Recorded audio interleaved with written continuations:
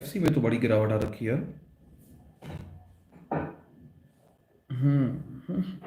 देखिए IRFC जो है ना वो अपने सपोर्ट पे पहुंच चुका है वैसे तो। हमने इसका सपोर्ट देखा था, हाँ ये देखिए,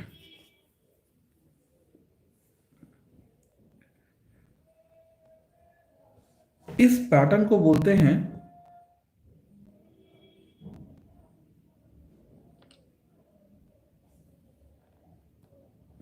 ये जो पैटर्न आपको दिखाई दे रहा है इसको बोलते हैं bullish engulfing. Bullish engulfing. Bullish engulfing जब बनता है तो वो क्या होता है, जैसे गिरते हुए मार्केट में, ये मार्केट गिर रही थी, ठीक है, एक बड़ी रेड कैंडल आती है।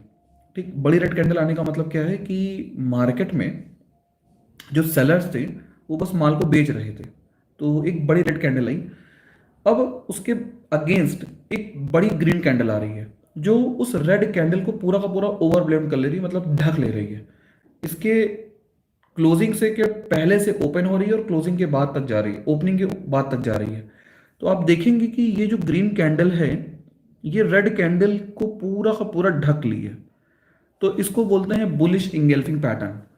बुलिश इंगल्फिंग पैटर्न ये बताता है, ये एक तरह का ट्रेंड रिवर्सल सिंबल होता है, और ये बताता है कि जो पीरियड ट्रेंड था वो लगभग अब एंड होने वाला है। और पीरियड ट्रेंड क्या था, पीरियड ट्रेंड जो इसके पहले था वो डाउन ट्रेंड का था, तो वो यहाँ रुक गया और यहाँ रुकने के बाद मार्केट हल्का सा ऊपर गया।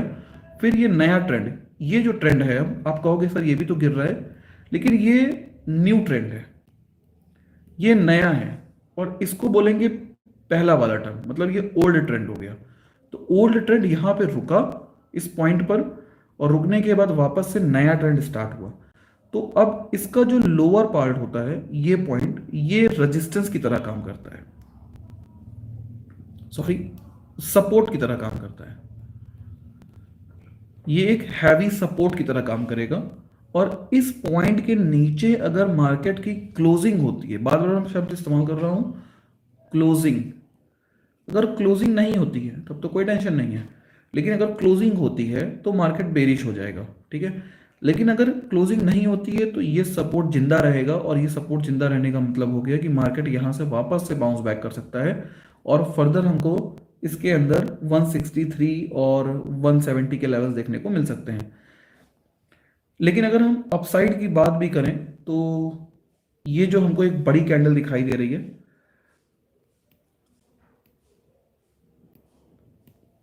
ये जो कैंडल दिख रही है इसको बोलते हैं डार्क क्लाउड।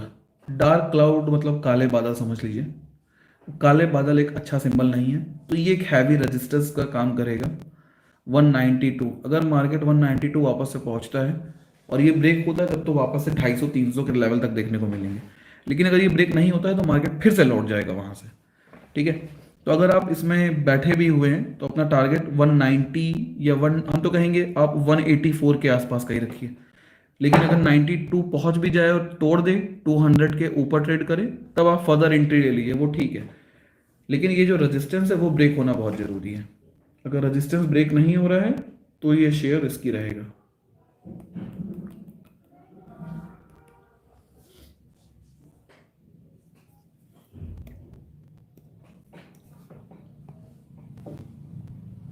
आप ये भी देख सकते हैं इस जगह पे एक विंडो क्रिएट हुई थी।